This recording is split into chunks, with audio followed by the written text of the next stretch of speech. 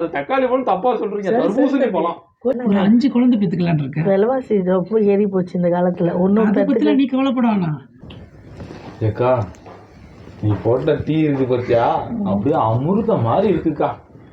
என்னக்கா போக்கா, என்னையே உத்து உத்து பார்க்காதக்கா. உனக்காக சீமையில இல்லாத மாப்பிள்ளைக்கு தேடி கண்டுபிடிச்சு கூட்டிட்டு வந்திருக்கிறேன். நீ அவரை பார்க்காம என்னையே பார்க்குறியக்கா. அவரை கொஞ்சம் பாருக்கா, பிடிச்சிருக்கா இல்லையான்னு சொல்லுக்கா. ஐயோ என்னக்கா சொல்லுக்கா, வெக்கப்படாத. பிடிச்சிருக்கு. பிடிச்சிருக்கா மாப்பிள்ள? உங்களுக்கு எப்படி? எனக்கு ரொம்ப பிடிச்சிருக்கு. ரொம்ப பிடிச்சிருக்கா? அப்புறம் பார்த்தியா, நேற்று தான் மாப்பிள்ளைக்கு போட்டா காமிச்சேன். மாப்பிள்ளை வந்து சாஃப்ட்வேர் கம்பெனியில் கம்ப்யூட்டர் அப்படியே கரைச்சி குடித்தவர். மாதம் 2 லட்ச ரூபா சம்பாதிக்கிறாரு. உன் ஃபோட்டோ காமிச்ச உடனே 9 தடவை அந்த வாட்ஸ்அப்பை முன்னாடி முன்னாடி பின்னாடி முன்னாடி பின்னாடி முன்னாடின்னு பார்த்து ரசிச்சிட்டாரு. எனக்கு உடனே ஃபோனை போட்டு, நான் நாளைக்கே பார்த்தாகணும், எனக்கு வருங்கால தேவதை, என் வருங்கால தேவதையை நான் பார்த்தே ஆகணும் அப்படின்னு சொல்லிட்டாரு. காலையிலே வீட்டு வாசலில் வந்து உட்காந்துக்கிட்டாரு. என் அழகியை நான் பார்க்கணும், என் தேவதையை நான் பார்க்கணுன்னு. குளிக்கவே இல்லை, பல்லு மட்டும்தான் விளக்குனேன். கூட்டிக்கிட்டு உங்களை பார்க்குறதா கூப்பிட்டு வந்துட்டேன். பார்த்துங்க, அந்த அளவுக்கு உங்கள் மேலே ஆசையாக இருக்காரு. உங்கள் உடம்பு எப்படி பெருசாக இருக்கோ, உங்கள் மனசு எப்படி பெருசாக இருக்கோ, அதே மாதிரி அவர் மனசும் பெருசு. ஆனால் உடம்பு மட்டும் தான் சிறுசு. என்ன பிடிச்சிருக்கா? உங்களுக்கு பிடிக்காம இருக்குமா? பிடிச்சிருக்கு. அப்படியே தக்காளி பழம் மட்டும் இருக்கீங்க, அப்படியே ஜூஸ் போட்டு உடனே குடிக்கலாம் மாட்டிருக்கு. ஐயோ ஜூஸ்லாம் இப்போ போடக்கூடாது, அது கல்யாணத்துக்கு அப்புறம் போட்டுப்போம். அது தக்காளி பழம் தப்பா சொல்றீங்க, தர்பூசணி பழம். கோச்சிக்கார கோச்சிக்கலாம் இல்லை, எனக்கு சந்தோஷம் தான். தர்பூசணி பழத்தை தக்காளி சொல்லிவிட்டியா? தக்காளி விட தர்பூசணி இன்னும் நல்லா இருக்கும். அங்க பத்தியா, இது மாதிரி மாப்பிள்ளை தான் நான் எதிர்பார்த்தேன். நீ இப்படிதானே எதிர்பார்த்த? ஆமாப்பா. சரிக்கா. ரொம்ப பிடிச்சிருக்கல? ரொம்ப பிடிச்சிருக்கு. ரொம்ப நாள் எனக்கு வாழ்க்கையே இல்லாம போயிடுன்னு நினைச்சேன்.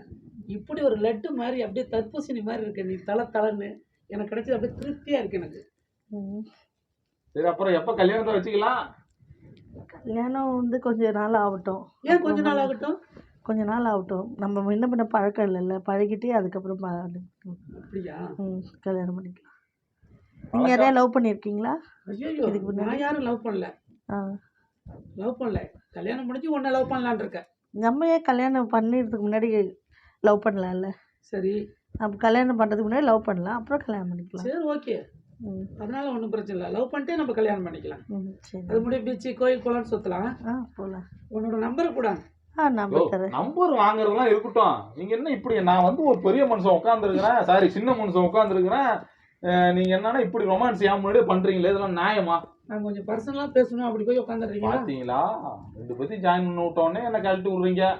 சரி பேசுங்க, ஆனா மனசு தான் டச் பண்ணணும். உடம்பு உரசவே கூடாது, பாத்துக்க. மனசு டச் பண்ணிட்டு தான் அப்புறம் உடம்பு வந்து உராசும். அது கல்யாணத்துக்கு அப்புறம் உராசணும். மனசை டச் பண்ணது அப்புறம் கல்யாணம் தான். அதெல்லாம் எனக்கு தெரியும். பொண்ணுகிட்ட கொஞ்சம் தனியா பேசணும், கொஞ்சம் வெளில போய் இருக்கீங்களா? பாத்தீங்களா, 2 பேரும் ஜோடி சேர்ந்த உடனே என்ன வெளில அனுப்புறீங்க. நல்லா இருங்க. இருந்தாலும் அக்கா மாதிரியான முதிர் கன்னிகள் நிறைய பேர் இந்த நாட்டில் இருக்காங்க. எல்லாருக்கும் நான் கல்யாணம் பண்ணி வைக்கிறதா இனிமேல் என்னுடைய ஒரே வேலை. இனிமே என்னுடைய பேரே சேவை சிற்றான்னு நான் மாற்றிக்க போகிறேன். சேவை செஞ்சு உங்களெல்லாம் சந்தோஷப்படுத்தணும். ஆனால் நான் புரோக்கர் நினைச்சிடாதீங்க. ஒன்லி சேவை சிற்றா. நான் போய் அடுத்த முதிர் கண்ணியை போய் தேட போறேன். வெயிட் பண்ணுங்க, வரேன். அதான் போறையா வந்து பேச சொல்லி விட்டு போறேன் டைலாக. அதான் வந்து நான் கேட்டுக்கிறேன். சரி போகையா, நான் போய் சேவை செய்யறேன். அடுத்த கன்னி பெண்கள் எங்க இருக்கீங்க, வாங்க. இது பிடிச்சிருக்கா? உங்களை ரொம்ப பிடிச்சிருக்குங்க. I love you. Love you too. ரொம்ப பிடிச்சிருக்குன்னா ரொம்ப பிடிச்சிருக்கா? ரொம்ப பிடிச்சிருக்கு. நல்லா சமையல் பண்ணுவேன்.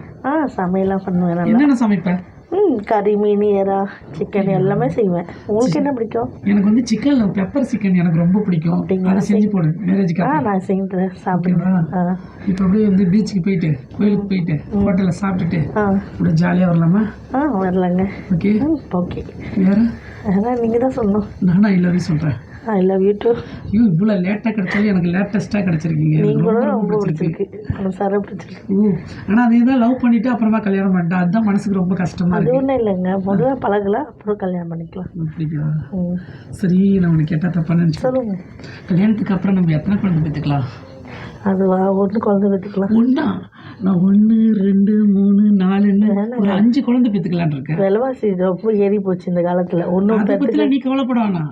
ஆல்ரெடி நான் வந்து மாதம் எனக்கு 2 லட்சம் வீடெல்லாம் கட்டி வச்சுட்டேன். நல்லபடியாக இருக்குது. நீ வந்து கஷ்டப்பட தேவையில்லை. குழந்தைய மட்டும் எனக்கு பெற்று கொடுத்தா போதும். இந்த காலத்தில் ஒன்று போதும். ஒன்று வச்சு சந்தோஷப்படுறேன். நம்ம வயசு வேற அதிகமாக ஏறிட்டு போகுது. ஒன்று வச்சு ஒன்றே போதுங்க. என்ன நிறையா பெற்றுக்கலான்னு பார்த்தா ஒன்றை மாதிரி லட்டாக ஒன்றே போதும்னு சொல்லிட்டு இப்படி மாற்றிட்டியே. எவ்வளோ ஆசையாக இருந்தது தெரியுமா? ஒன்றை மாதிரி அழகாக ஒரு பொண்ணு, இந்த மாதிரி ஒரு பையனை பெற்று வச்சுக்கலாம் அப்படின்னு நான் நினச்சேன். நீ இப்படி சொல்லிட்டியே. சரி வா, டைம் ஆகிடுச்சி, நம்ம கிளம்பும். போயிட்டு வரலாம்.